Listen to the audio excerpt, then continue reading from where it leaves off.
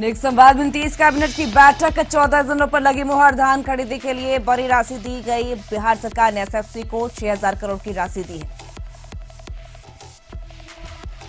बिहार में मध्यावधि चुनाव की संभावना पर तेजस्वी यादव के बयान पर गरमाई सियासत। जदयू ने कहा, तेजस्वी दिन में देख रहे सपने, वह पहले अपना घर बचाएं।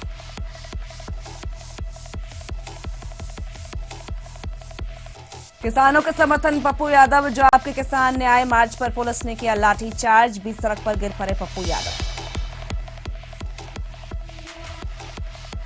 पूर्णिया में एसीबी की बड़ी कार्रवाई। व्यवसायी से लाइसेंस बनाने के नाम पर 1.5 लाख रुपए का घूस लेते जिला कृषि पदाधिकारी शंकर झा रंगे हाथ गिरफ्तार। मधुबनी में शख्स ने बेटी और पत्नी पर फेंका तेजाब, दोनों की हालत गंभीर, अनुमंडल अस्पताल में भर्ती।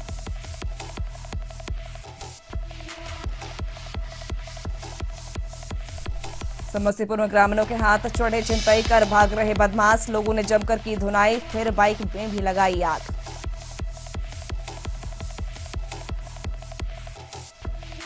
बिहार में दिखा रफ्तार का कहर। वैशाली में अनियंत्रित बस की चपेट में आने से 2 की मौत। नालंदा में ट्रैक्टर ने किसान को रौंदा, किसान की मौत। गया में स्कूटी सवार 1 की मौत। और बिहार में मौसम विभाग ने जारी किया शीतलहर का अलर्ट। सभी जिलों में छाया रहेगा घना कोहरा। 22-23 दिसंबर को बिहार रहेगा ऑरेंज जोन में। नमस्कार, हमार बिहार में आपका स्वागत है। मैं हूं आपके साथ साहिबा सिंह। खबरों की करेंगे शुरुआत। सबसे पहले बात करेंगे सीएम नीतीश कुमार की। मुख्यमंत्री नीतीश कुमार ने कैबिनेट की बैठक बुलाई थी। सीएम नीतीश की अध्यक्षता में नेक संवाद में कैबिनेट की बैठक आयोजित की गई। नीतीश कैबिनेट की बैठक में 13 एजेंडों पर मुहर लगी है। बिहार कैबिनेट ने भवन निर्माण विभाग के नियंत्रणाधीन बिहार वास्तविक सेवा संवर्ग के अंतर्गत राज्य के विभिन्न विभागों, कार्यालयों, निगमों के अधिकारियों में पूर्व से स्वीकृत पदों को सम्मिलित करते हुए कुल 44 पदों का सृजन किया गया। बिहार कर्मचारी राज्य एलोपैथिक बीमा चिकित्सा पदाधिकारी नियमावली 2020 की स्वीकृति दी गई। बिहार औद्योगिक प्रशिक्षण सेवा नियमावली 2020 को कैबिनेट ने मंजूरी दी है। बिहार में खरीफ विपणन मौसम 2020-21 से बिहार राज्य सहकारी बैंक लिमिटेड को राष्ट्रीय सहकारी विकास निगम नाबार्ड और अन्य वित्तीय 3500 करोड़ रुपए ऋण प्राप्त करने हेतु राज्य की गारंटी प्रदान करने के लिए संबंध में निर्णय लिया गया। बिहार में न्याय मंडल गया, कटिहार, मधुबनी, नवादा, वैशाली, सुपौल के अधीन कर्मसा अनुमंडलीय न्यायालय, नीमचक और बथानी, मनिहारी, फुलपरास, जयनगर, रजौली, महुआ, निर्मली और त्रिवेणीगंज में एक मनसूख न्यायालय और एक अवर न्यायाधीश सब जज न्यायालय के लिए विभिन्न कोटि के कुल 128 आरक्षित पत्रित कर्मियों के पदों के सृजन की स्वीकृति दी गई। और लोकसभा, विधानसभा, आम चुनाव, उपचुनाव के दौरान निर्वाचन कार्य में प्रतिनियुक्ति कर्मियों के अनुग्रह अनुदान की घटनोत्तर स्वीकृति दी गई है।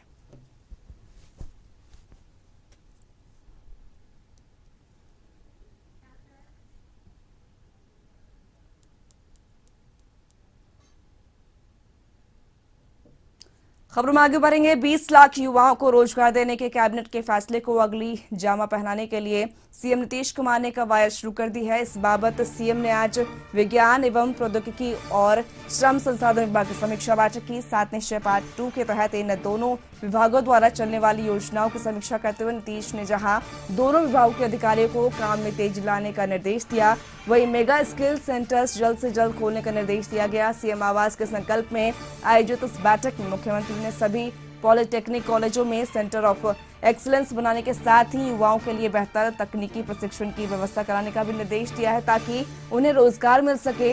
नीतीश ने इम्प्रूवमेंट टेक्नोलॉजी को लेकर अधिकारियों से एक टीम भी बनाने का निर्देश दिया ताकि युवा अपग्रेडेशन से अवगत रहें। इस बैठक में श्रम संसाधन विभाग के सचिव मिहिर कुमार सिंह और आईटी विभाग के सचिव लोकेश कुमार सिंह ने अपने विभाग से संबंधित योजनाओं का प्रस्तुतिकरण के जरिए सीएम को जानकारी दी।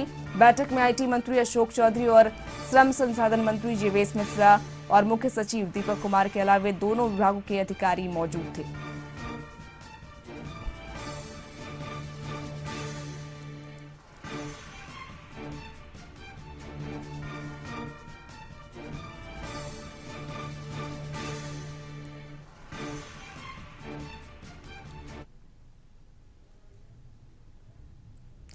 खबरों में आगे बढ़ेंगे। बिहार बीजेपी का प्रतिनिधिमंडल केंद्रीय चुनाव आयोग को राजद नरकटिया विधानसभा क्षेत्र के विधायक शमीम अहमद के खिलाफ ज्ञापन देने के लिए पहुंची।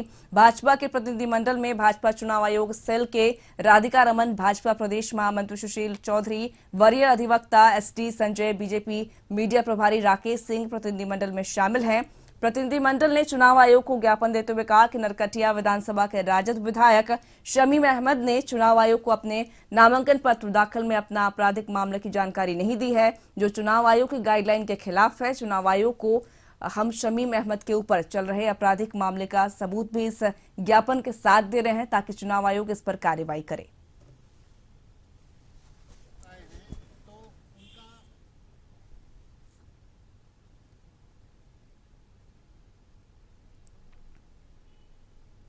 खबरों में आगे बढ़ेंगे। बिहार में मध्य अवधि चुनाव की संभावना को लेकर तेजस्वी का बयान अब सियासी रंग लेने लगा है। जदयू ने कहा कि तेजस्वी दिन में सपने देख रहे हैं, पहले वो अपना घर तो बचाएं।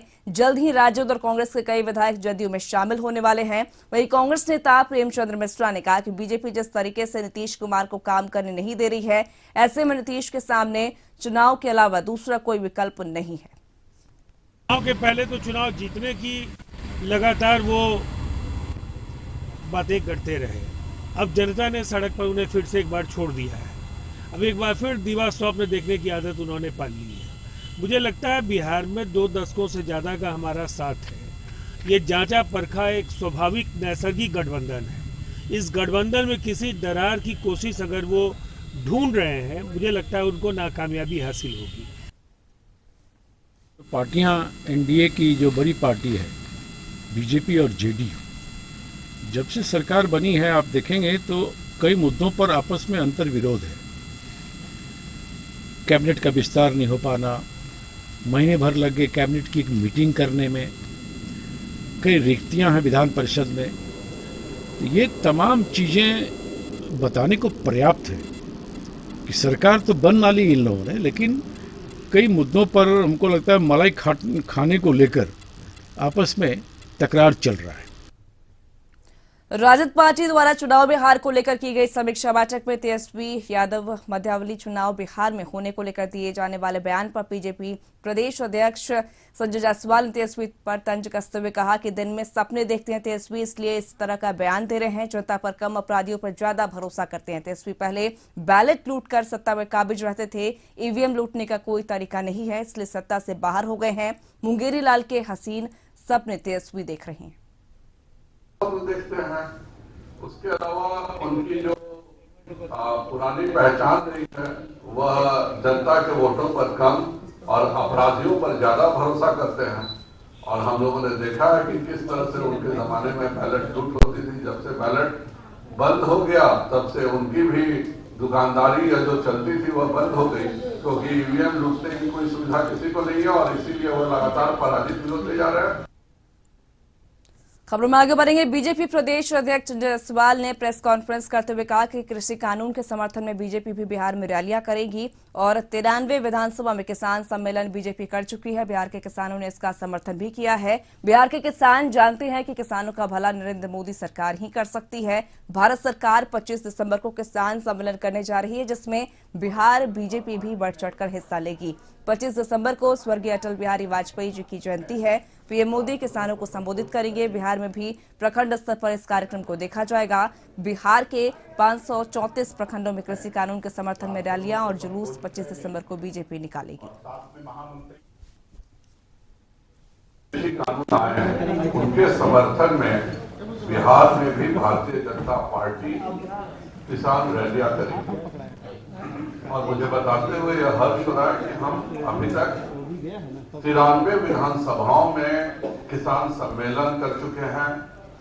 बिहार के सभी किसानों का अभूतपूर्व सहयोग भारतीय जनता पार्टी को मिल रहा है। भारतीय जनता पार्टी भी प्रत्येक प्रखंड में अपने कार्यक्रम करेगी। उस दिन हमारे श्रद्धा के पुरुष माननीय अटल बिहारी वाजपेयी जी की जन्म जयंती भी है और उसी दिन 12 बजे दिन में माननीय प्रधानमंत्री जी का संबोधन होना है। बात को नालंदा में बिहार के पूर्व उप मुख्यमंत्री और वर्तमान राज्यसभा सदस्य सुशील कुमार मोदी का मोरा तालाब के पास भाजपा कार्यकर्ताओं ने भव्य स्वागत किया। सुशील कुमार मोदी का नवादा जिला में कार्यक्रम था और उसी कार्यक्रम में शामिल होने के लिए सुशील कुमार मोदी बिहार शरीफ के रास्ते नवादा जा रहे थे। इसी दौरान भाजपा कार्यकर्ताओं ने उन्हें मोरा तालाब के पास रोककर उनका स्वागत किया और फूल मालाएं पहनाई।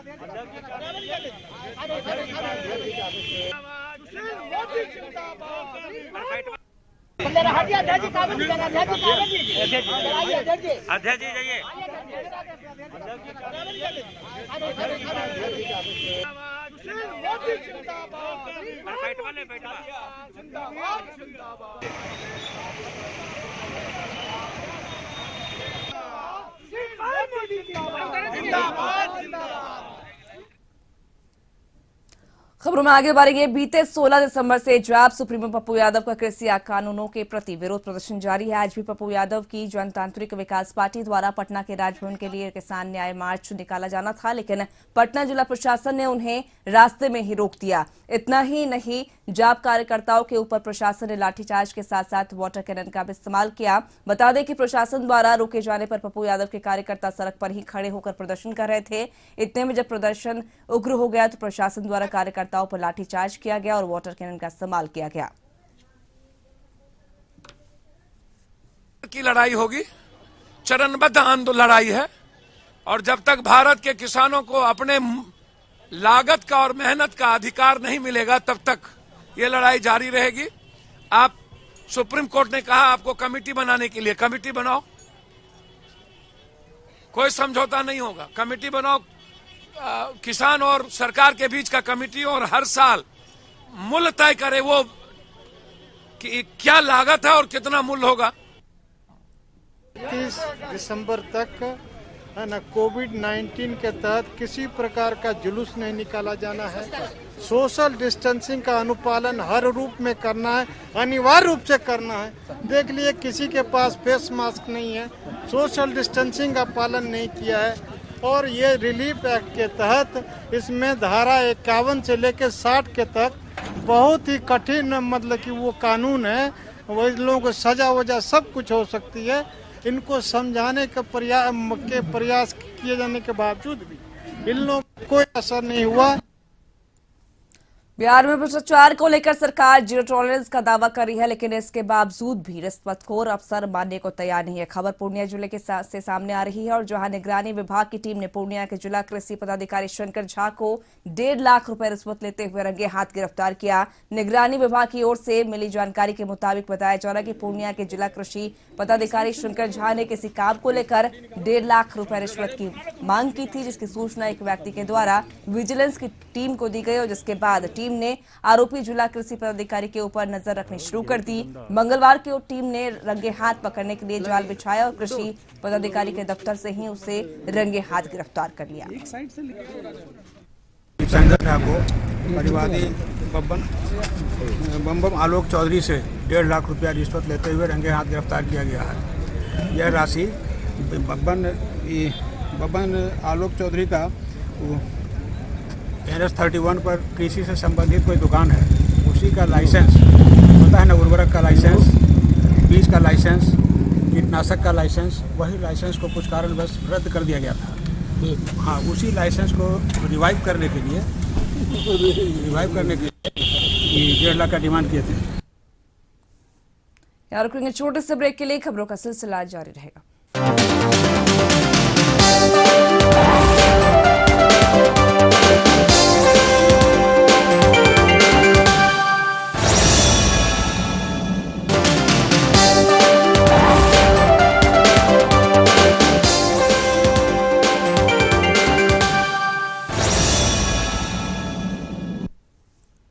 ब्रेक के बाद एक फिर से आपका स्वागत है। बढ़ेंगे खबर को सुपौल के बलुआ बाजार थाना क्षेत्र के विष्णुपुर पंचायत में जमीनी विवाद में एक बुजुर्ग की पीट कर हत्या कर देने का सनसनीखेज मामला सामने आया है। वहीं इस घटना में 3 लोग के घायल होने की सूचना है। बताया गया कि विष्णुपुर वार्ड नंबर 1 निवासी 55 वर्षीय तारानंद मिश्र का पूर्व से अपने पड़ोस के ही धीरेन्द्र मिश्र के साथ 2 एकड़ जमीन को लेकर विवाद चल रहा था और जिसको लेकर पूर्व में भी कई बार दोनों पक्षों के बीच मारपीट की घटनाएं हुई हैं और बलुआ वाले थाने में पहले से ही मुकदमा भी दर्ज है। भूमि विवाद का मामला कोर्ट में लंबित है।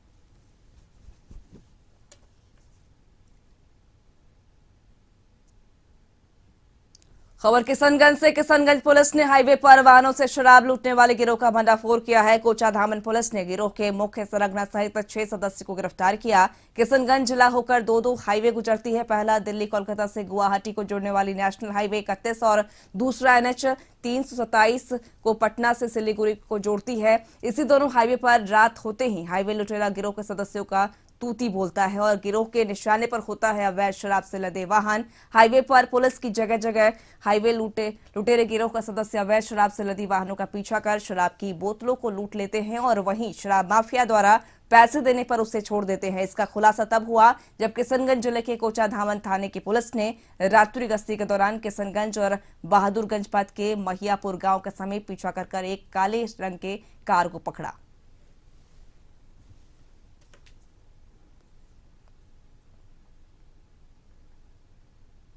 खबर हाजीपुर से। हाजीपुर के गंगा ब्रिज थाना पुलिस को गुप्त सूचना मिली कि हरियाणा नंबर की एक ट्रक से शराब का एक बहुत बड़ा खेप आ रहा है और ट्रक गांधी सेतु पार कर रही है। इसी आधार पर ट्रक को रोका गया और पुलिस ने चालक खलासी को गिरफ्तार कर हाजत में बंद कर दिया और सुबह में जब ट्रक को खाली किया गया तो उसमें एक भी कार्टून शराब नहीं मिला। पुलिस इसे देखकर भौचक रह गई।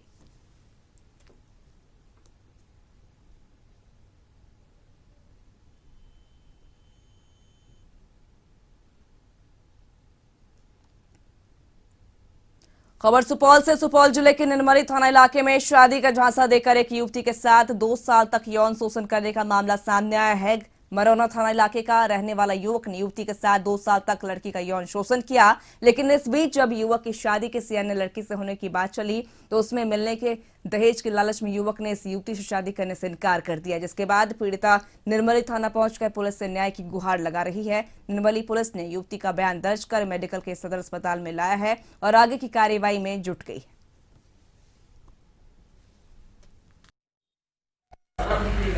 है। द्वारा लगाया गया है लड़का पर, तो शादी का झांसा दे करके उनके साथ रहता था और शादी से मुकर गया। क्या कार्रवाई की जा रही है सर पुलिस की तरफ से? प्राथमिकी दर्ज की गई है।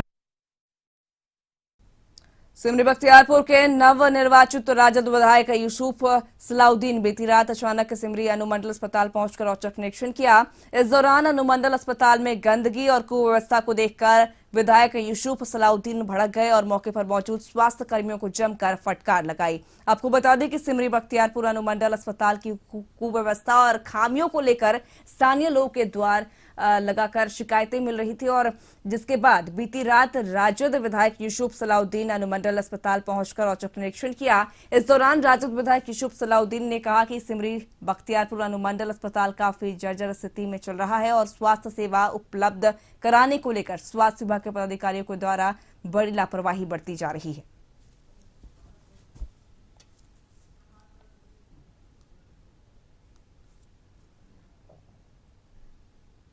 बिहार के मधुबनी जिले के अररिया संग्राम ओपी क्षेत्र के अररिया गांव में सोमवार की शाम एक अधेड़ उम्र के व्यक्ति ने अपनी 30 वर्षीय विवाहिता पुत्री और 50 वर्षीय पत्नी पर तेजाब फेंक दिया।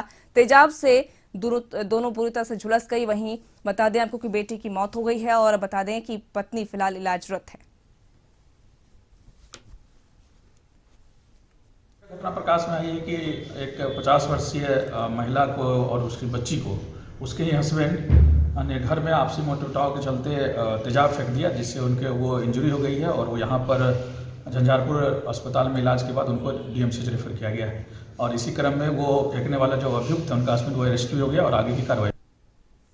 सहरसा जिले के नौहट्टा प्रखंड के मोहनपुर पंचायत के राम जानकी मंदिर में मेले के शुभ अवसर पर सांस्कृतिक कार्यक्रम के नाम पर बाल बालाओं का जमकर ठुमके लगे हैं। डांस करते हुए वीडियो तेजी से वायरल हो रहा है। दरअसल नौहट्टा प्रखंड के मोहनपुर पंचायत के राम जानकी मंदिर में बीती रात मेले का आयोजन किया गया था, जहां रात भर ऑर्केस्ट्रा प्रोग्राम चलता रहा। आप तस्वीरों में साफ तौर पर देख सकते हैं किस तरह से बार बालाएं डांस करते हुए नजर आ रही हैं और बार बालाओं की डांस देखने के लिए लोगों का हुजूम उमड़ पड़ा है। इस दौरान कोविड-19 नियमों की भी खुलकर धज्जियां उड़ाई जा रही हैं। वहीं इस मामले को लेकर पुलिस प्रशासन अनजान बने हुए है। वहीं अब बार बालाओं का अश्लील डांस करते हुए वीडियो सोशल मीडिया पर तेजी से वायरल हो रहा है, जो पुलिस प्रशासन पर एक बड़ा सवाल खड़ा कर रहा है कि आखिर कोरोना काल में मेला कमेटी को ऑर्केस्ट्रा कार्यक्रम कराने की इजाजत कैसे मिली। हालांकि इस वायरल वीडियो की पुष्टि कशिश न्यूज नहीं करता है।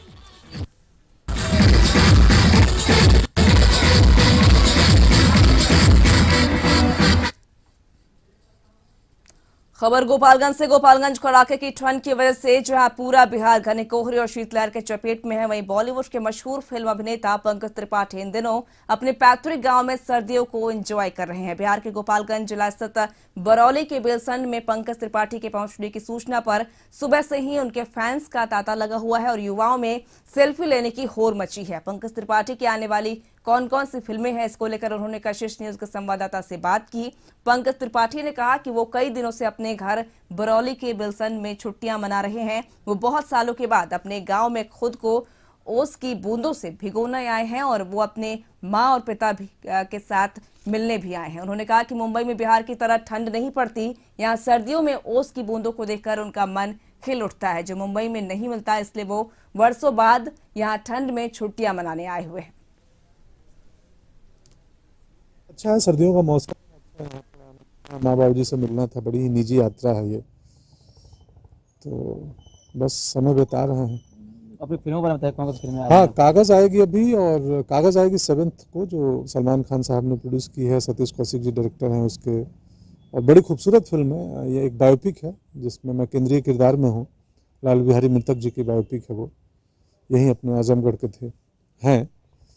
तो उसके पहले कागज आएगी और एक वेब सीरीज है क्रिमिनल जस्टिस, जो न्यायिक सिस्टम के ऊपर है, वो आएगा 24 दिसंबर को हॉटस्टार पे, और शकीला आएगी थिएटर में। ये संयोग है कि इस साल के अंत में और शुरुआत में 3 प्रोजेक्ट आ रहे हैं। खबरों में आगे बढ़ेंगे। वैश्यवाली में अंधित बस की चपेट में आने से 2 की मौत हो गई। इस घटना में 2 गंभीर रूप से घायल हो गए। 1 दर्जन से ज्यादा यात्री बस में सवार थे। आक्रोशित लोगों ने हाजीपुर महनार हाईवे जाम किया। देसरी थाना क्षेत्र के सुल्तानपुर की घटना।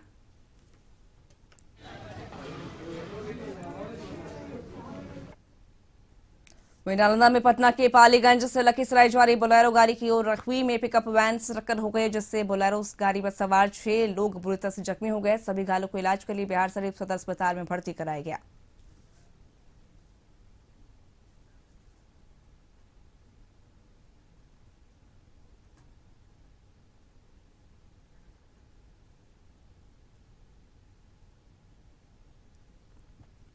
बात करें समस्तीपुर की, तो समस्तीपुर में इन दिनों समस्तीपुर में अपराधी बेलगाम हो गए हैं। पुलिस का इकबाल खत्म हो चुका है। नतीजा है कि अपराधी बेखौफ होकर एक के बाद एक घटना को अंजाम दे रहे हैं। पुलिस की सुस्ती से नाराज लोग अब खुद ही अपराधियों से 2-2 हाथ को तैयार हो गए हैं। मामला ताजपुर थाना क्षेत्र के माधोपुर दिघरुआ घाट के पास की है, जहां छिनतई कर भाग रहे बाइक सवार अपराधियों को ग्रामीणों ने धर दबोचा। पहले तो ग्रामीणों ने उसकी जमकर धुलाई कर दी, फिर उसके बाइक को भी आग के हवाले कर दिया।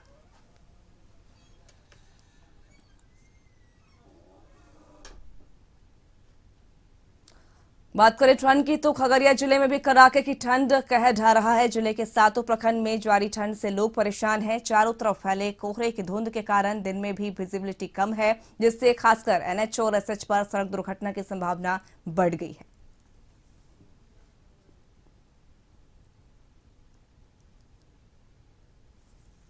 इस बुलेटिन बस इतना ही। आप बने रहे कशिश न्यूज के साथ। नमस्कार।